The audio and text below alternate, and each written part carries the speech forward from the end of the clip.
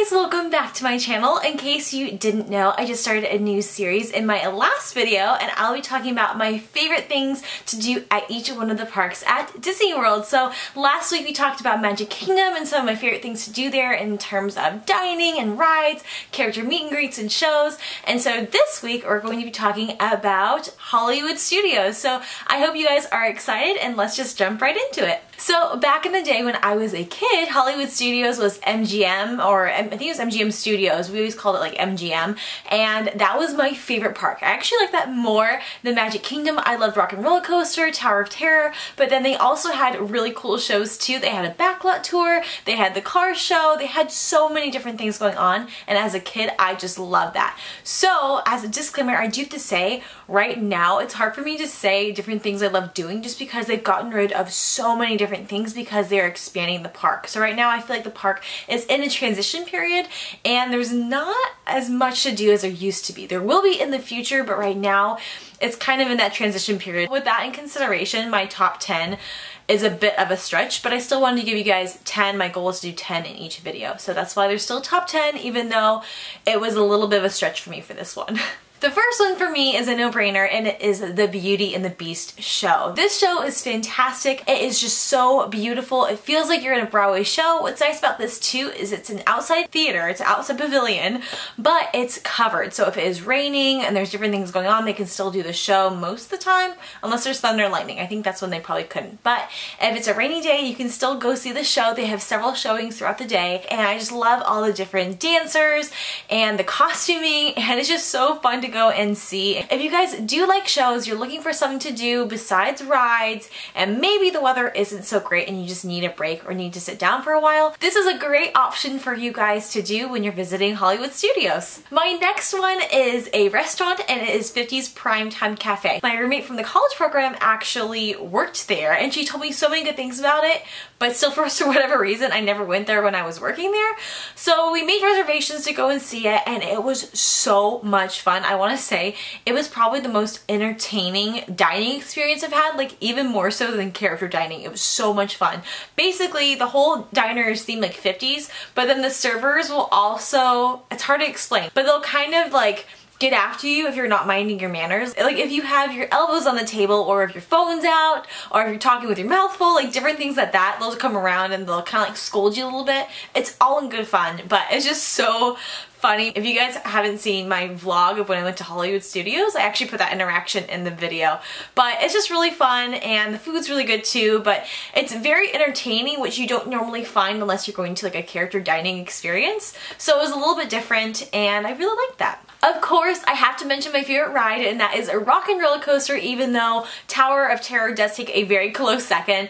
I loved this roller coaster as a kid. I went to Disney World for the first time when I was 12, and I had that ride, like the entire like script and monologue when you see like the different people talking before the ride.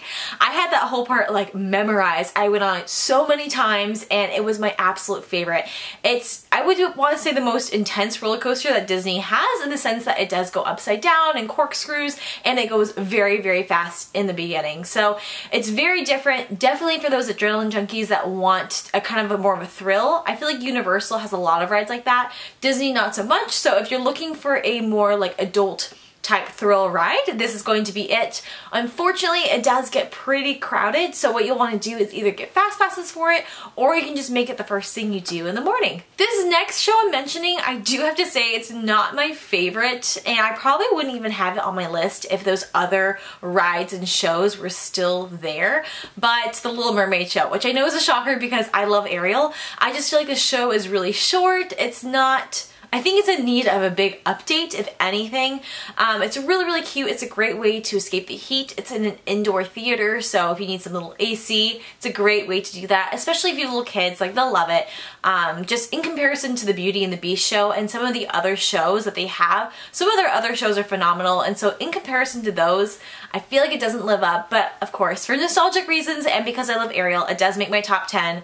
But I do have to say, if some of those other older rides were still there, there, I would probably mention those above this one. This next ride I totally forgot was there, and I kept it off my list, and I was trying really hard to think of other things to add to this list, and it popped in my head, and of course it's like one of my favorite rides, but I totally forgot it was there. But it is Toy Story's Midway Mania. I actually love doing this at California Adventure, and that's one of my favorite rides to do there, but I never did it when I was in Florida because the line was always like 2 hours long and you could never get fast passes for it.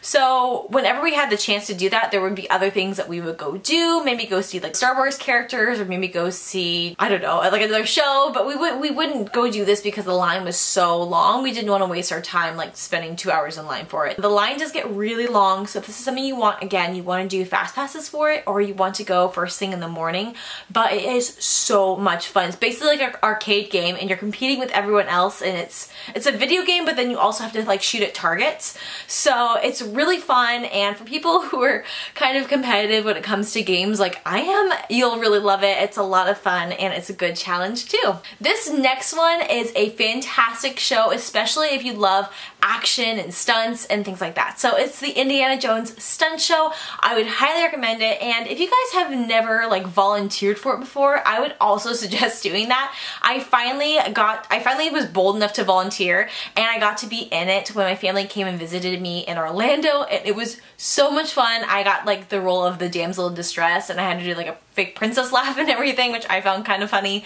but it was really cool just being up close to those stunt doubles and seeing those actors up close. It's full of lots of stunts and acrobatics, and it has pyrotechnics, like lots of explosions. It's also covered too, so if it's raining outside, like you could go watch the show, or even if you need just to kind of take a break and take a seat and watch something fun, I would highly recommend seeing the Indiana Jones show. One of the newer things Disney added was the lunch bay. I think it was really new when I was there, and you got the chance to meet Chewbacca, and Darth Vader was there. He was there for like a really short amount of time, and then they switched him out and put Kylo Ren there instead. So I believe right now you can meet Chewbacca and Kylo Ren. They introduced the show too with some of those Star Wars characters when I was there. And then you also have the stormtroopers that'll walk around every once in a while, but it's a really cool, I guess, area. They have a little place where you can walk through and see different posters of Star Wars. They even have like a video where you can see like the making of Star Wars, where they talk about the different films. Especially if you love Star Wars, you have some of those chances to meet some of those characters.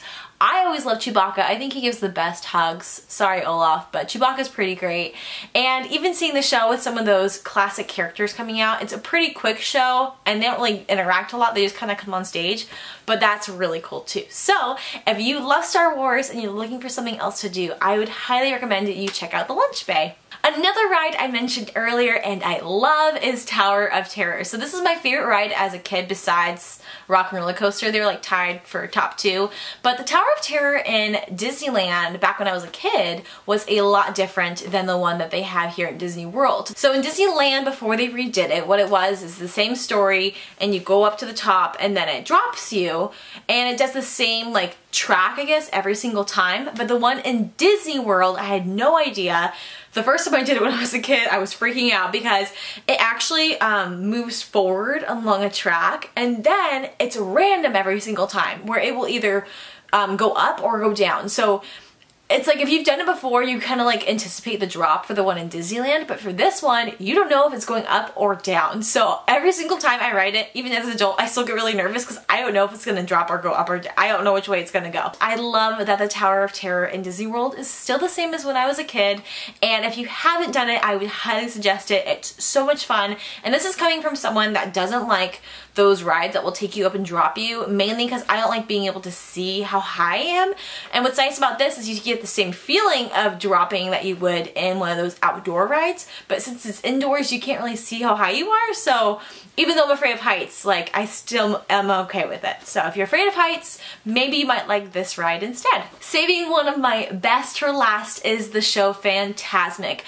I would say hands down this is my favorite show in all of Disney or Disney World. I just love the whole concept of it and good triumphing over evil, and of course as a kid who was obsessed with Ariel, I love that she had her own float, and then at the very end all the characters come out on the ferry boat or the Mark Twain, depends on where you're at, if you're at Disneyland or Disney World, and I just think it's so cool. I love the music, and it's a show I will see over and over again. It doesn't matter how old I am, I will always loved this show. This show's cool too because it also has fireworks and pyrotechnics. There's a lot of different characters too, and as I've gotten older, they've kind of incorporated more of a water show with it, if that makes sense.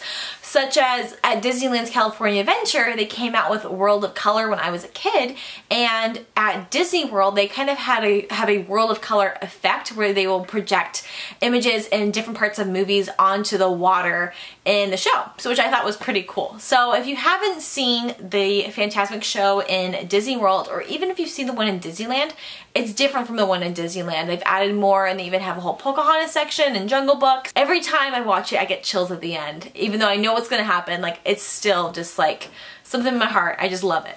And lastly, because we have to go out with a bang, I would recommend seeing the Star Wars fireworks show.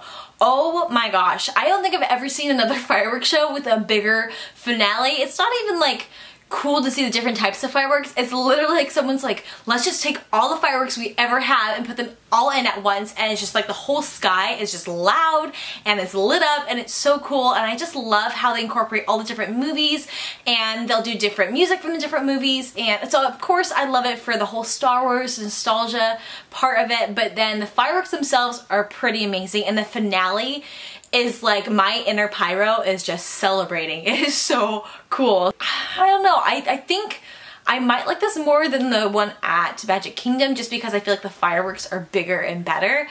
It's a hard tie, but if you guys love Star Wars and you love fireworks, this will be a great way to end the night. So those are the top 10 things I recommend you do when you're visiting Hollywood Studios. There's other things I would have loved to have mentioned, like there was a really good pasta restaurant over by where they had like the backlot tour. They also had a car show, and that whole area is closed down because they're remodeling it. And they also took out the Great Movie Ride, which was a classic. I just loved going on that ride, even though it was getting a little old, even with the animatronics. It had been there for such a long time, but it was just one of those nostalgia things that I absolutely loved. So I am bummed they took that out too, but that just means that bigger and better things are coming to Hollywood Studios, and I cannot wait to see what they create. I know they are creating, I believe it's more like Pixar things. I think they have a roller coaster coming.